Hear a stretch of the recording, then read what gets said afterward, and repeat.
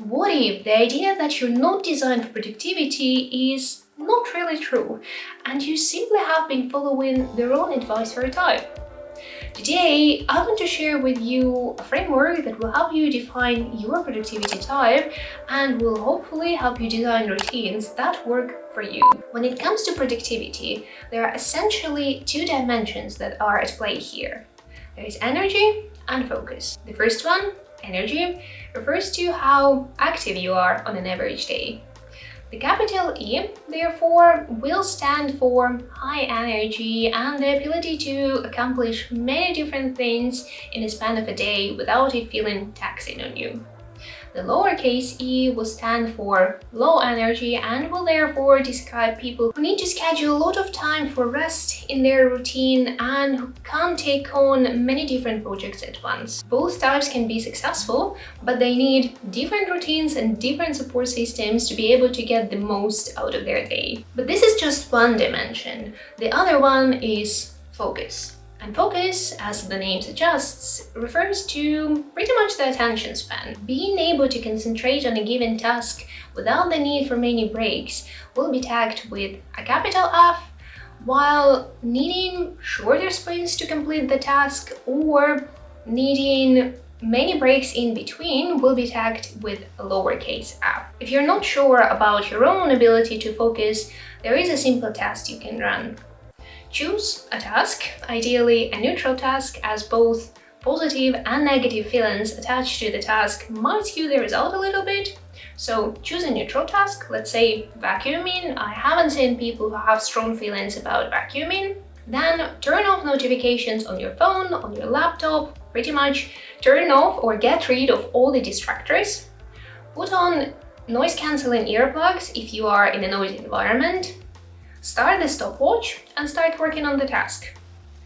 While you are working on the task, try to focus on completing the task rather than thinking of when you might need to take a break. However, when you feel the itch to take a break, do it and pause the stopwatch. The time that you will get will define your focus.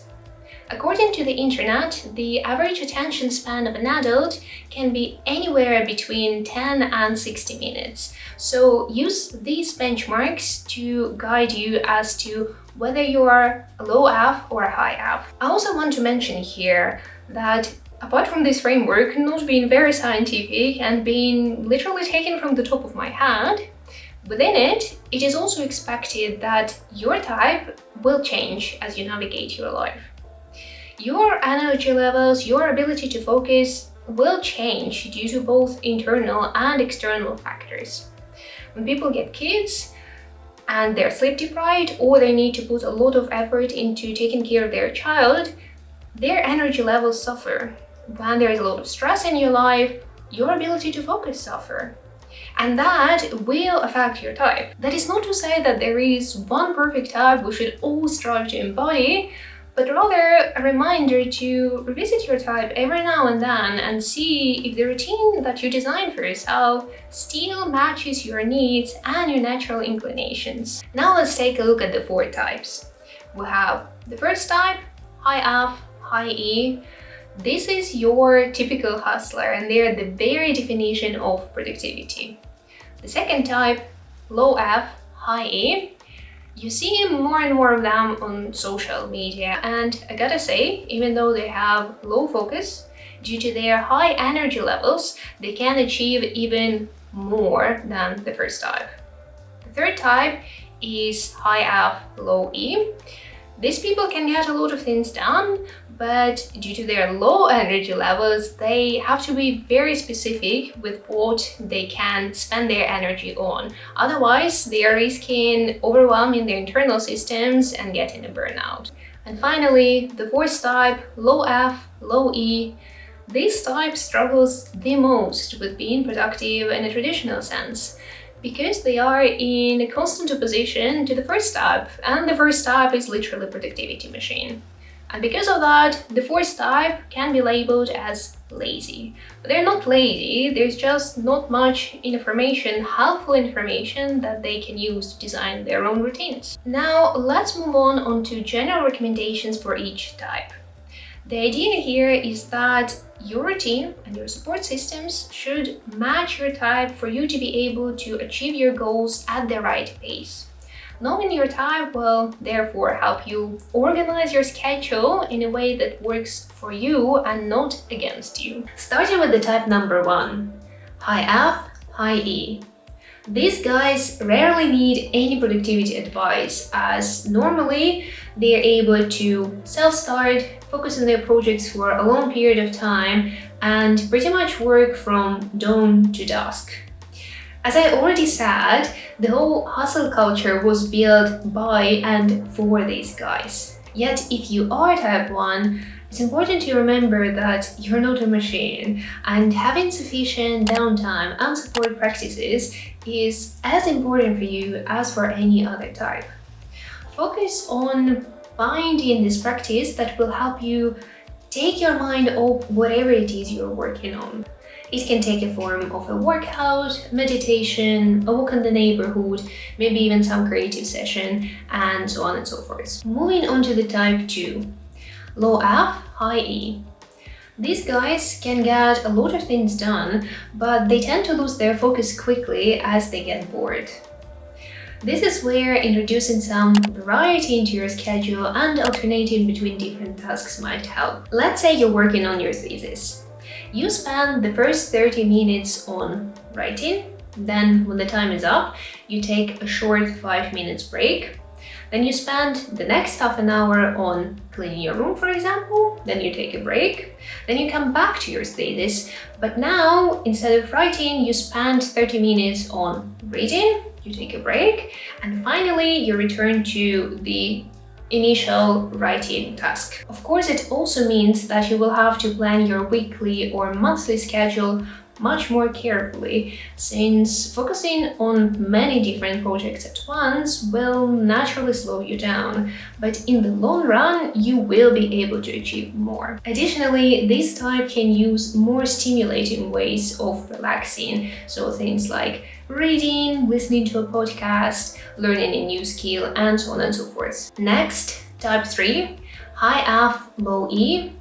I would say that I belong to this category, so a lot of videos on my channel will be suitable for this type, and generally this type benefits the most from focusing on one thing at a time and having a lot of rest throughout the week. Having access to an environment that allows for high focus might be helpful, so consider things like working from home, working from a silent room, using noise-cancelling earplugs. Additionally, knowing your energy flow and capitalizing on the peaks might be helpful as well. For example, I know for myself that I'm the most productive between 8:30 and 11:30 in the morning. That's why my morning routine consists of mainly eating breakfast and jumping headfirst into work. And in the evening, I'm generally more tired and less focused, so I tend to spend my afternoon doing things that don't require that much mental effort, so things like exercising or cooking. And then I spend the last 1.5 to 2 hours before going to bed doing things that help me unwind. So I might read a book, or I might watch a series, or I might solve Sudoku, anything that just brings me joy. I know that if I don't relax in the evening, I won't have any energy in the morning. Getting familiar with your peaks and lows and strategically placing your support systems will help you get the most out of your day. And the final type, type 4, low F, low E. Some general recommendations here include alternating between different tasks, similar to type 2. But this type might need longer breaks, and in fact, they might need to alternate between tasks and breaks. For these longer breaks, consider creating a list of options, some sort of a menu, so it does feel like you're taking a break and not like another routine. Also, here it would be good to eliminate the ones that you know are bad for you. Consider replacing scrolling on social media with solving a puzzle, playing chess, texting your friend, and so on and so forth. And then of course using things like Pomodoro method might be helpful.